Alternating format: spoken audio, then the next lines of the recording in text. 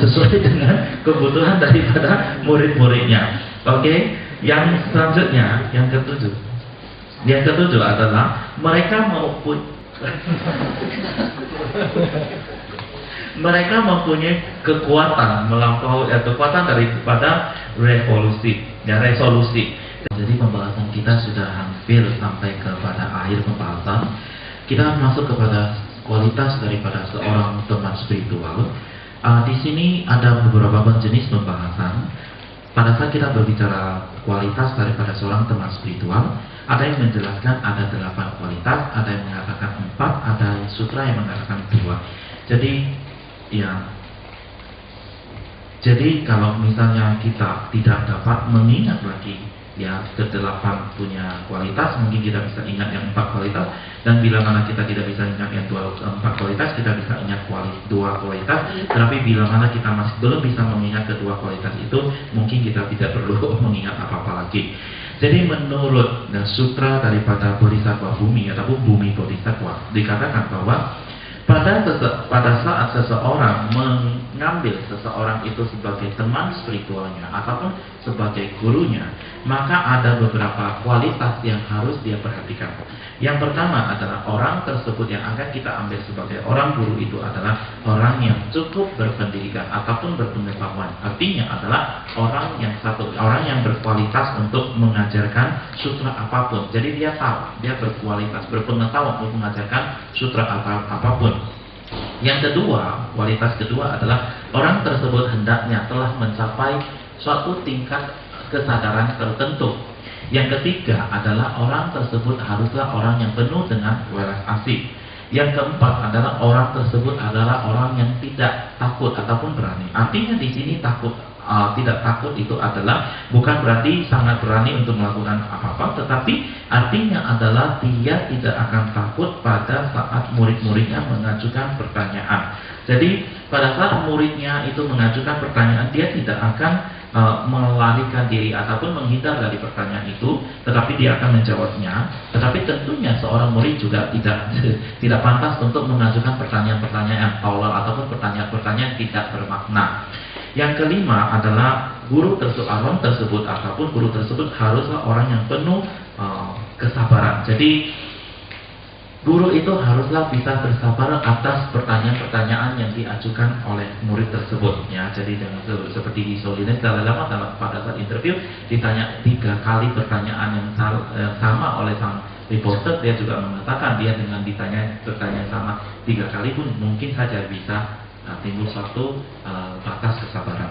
Yang keenam adalah pada saat seseorang menerima ataupun saat si guru ataupun si teman spiritual itu menerima seseorang itu sebagai muridnya, dan pada akhirnya dia menyadari orang ataupun murid yang baru diterima itu adalah seorang yang malas, seorang yang cerewet, pada mulut, maka guru tersebut tidak akan pernah merasa sedih karenanya, tetapi akan selalu dengan sukacita mengajarnya ataupun membimbingnya.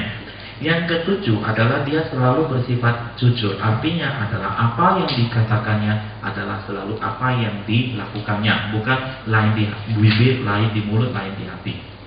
Yang kedelapan adalah orang yang benar-benar menjaga sila daripada bodhisattva ataupun morality. Yang berikutnya di dalam sutra Mahayana di Mahayana Sutra Lengkap dikatakan ada 4 kualitas yang dari seseorang yang dapat kita ambil sebagai teman spiritual kita. Yang pertama adalah bahwa teman spiritual ataupun guru tersebut adalah seorang yang harus terpelajar ataupun yang mempunyai pengetahuan. Artinya mereka itu adalah orang-orang yang dapat memberikan pengajaran yang penuh kepada kita dan juga dapat melenyapkan semua keraguan-keraguan ataupun keraguan-keraguan yang kita miliki. Yang kedua adalah guru tersebut adalah orang yang jujur. Artinya dia hanya berbicara tentang kebenaran saja. Yang ketiga adalah dia dapat menjelaskan ataupun membedakan secara jelas apa yang murni dan apa yang tidak murni. Dan yang keempat adalah dia juga dapat membedakan secara jelas sifat ataupun karakter daripada samsara dan nirvana itu. Kemudian mungkin saja dari 4 kualitas dan 8 kualitas itu akan sangat sulit sekali bagi kita untuk mengingatnya. Dan di sini Santidewa yang paling terkenal ataupun yang kita kenal dengan Kusuku, dia mengatakan mungkin kita tidak dapat mengingat semua kualitas yang kita sebutkan di atas itu. Ya, bahkan di sini Rinpoche mengatakan kita tidak mungkin mengingat yang mungkin. Ya, bahkan kita mungkin masing-masing sudah lupa dengan nama Wisudi kita sendiri. Jangankan mengingat kualitasnya, nama kita saja mungkin sudah kita lupakan. Dan di sini, ya, secara sederhana, Santidewa mengatakan yang dibutuhkan dari seorang guru spiritual itu ataupun spiritual friends itu adalah ada dua kualitasnya. Yang pertama adalah orang itu berkualitas untuk mengajarkan sutra, apapun yang harus dia ajarkan. Artinya adalah orang yang berkualitas untuk mengajarkan sutra-sutra yang ingin ataupun yang akan diajarkan. Yang kedua adalah orang tersebut haruslah orang yang memiliki cinta kasih ataupun welas asih. Ini yang paling penting sekali. Jadi seorang spiritual di sini haruslah mengajarkan ajarannya secara tulus dari lubuk hatinya, bukan karena persembahan yang diberikan oleh murid-muridnya. Jadi bukan karena dapat persembahan besar maka ajaran yang diajarkan adalah ajaran yang baik, ajaran yang perlu bermakna. Kemudian kalau persembahannya sedikit, ya maka itu tidak diajarkan ajarannya yang cukup bermakna, tapi tidak demikian. Jadi mungkin di sini ya kita tidak akan dapat mengingat semuanya, dan di sini Rinpoche juga tidak mengharapkan kita bisa mengingat semuanya.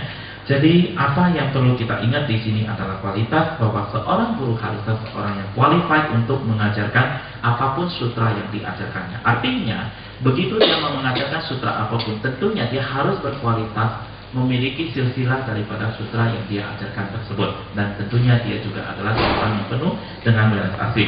Jadi itulah yang kita membahas tentang kualitas daripada seorang teman spiritual. Berikut ini adalah kita masuk kepada bagaimana kita melayani daripada teman spiritual kita setelah kita menemukan ataupun bertemu dengan teman spiritual kita. Apakah cukup dengan hanya mengajaknya makan siang, makan pagi, makan malam?